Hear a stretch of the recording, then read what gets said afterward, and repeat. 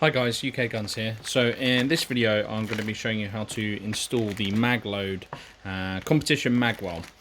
So basically what this does is this is for assisting with loading a magazine into the rifle. So this is specifically for the Smith & Wesson M&P 1522.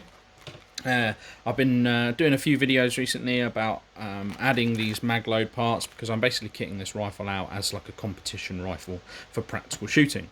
Now, when you're loading magazines in practical shooting, you're obviously doing so quickly because you're against the clock, and sometimes when you're inserting the magazine into the Magwell, you can hit or catch the sides of the Magwell and sort of fumble the magazine as it's going in. This usually happens because your magazine's not lined up either this way or it's tilted to one side, and then you kind of catch the edges and there's a few seconds to get it lined up back into the rifle, and obviously that costs you in a competition and you don't want that. So this basically eliminates that for the most part.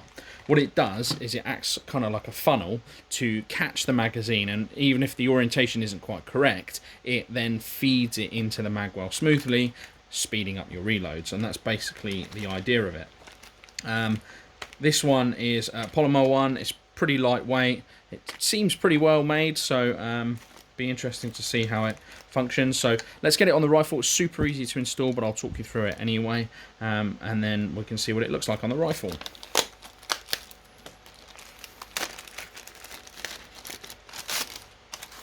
So obviously that's the Magwell itself. So you see it's kind of got this sort of flared look about it, and basically, as I say, it catches the magazine in there and then feeds it into the Magwell. Really simple, but an effective design.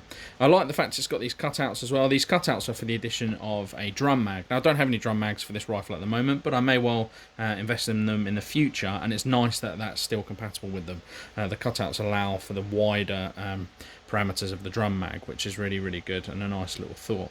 As I say, really simple to install. All we need to do is slide it onto the rifle. It's almost like a rail almost. It just slides onto the bottom of the Magwell, and then these screws hold it in place. I'll show you. Just simply line it up with the Magwell, slide all the way to the back, and then these two little grub screws, use a small little hex key just to tighten them up. Now the only thing you kind of need to bear in mind here is you're not screwing into anything. These are just grub screws that kind of just pin it in place with friction, or just by sort of poking up behind the back of the Magwell. They kind of lock it in place really. But you don't want to screw in too far, because if you screw in too far, you're obviously going to start screwing into the polymer of your rifle, or scratching it, or whatever, damaging it, which you don't want to do. So they simply just screw in, so they press up against the back of the Magwell there, and that just locks them in place. As you can see, I'm pulling on that quite firmly. That's not going anywhere. That's locked in place, which is pretty good. So as you see, it looks pretty smart on the rifle.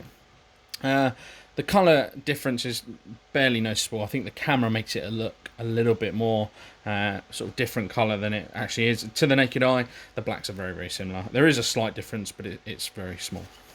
So I'll quickly show you with the magazine. So see, it just slides in. Just makes it that little bit easier for feeding the magazine in. So even if your magazine's not quite lined up properly, it still goes straight into the Magwell, because the flared Magwell just feeds it in. So that helps with those reloads.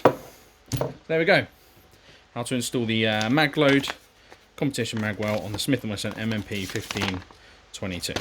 As always, thanks for watching, and if you enjoyed, like and subscribe. Thanks.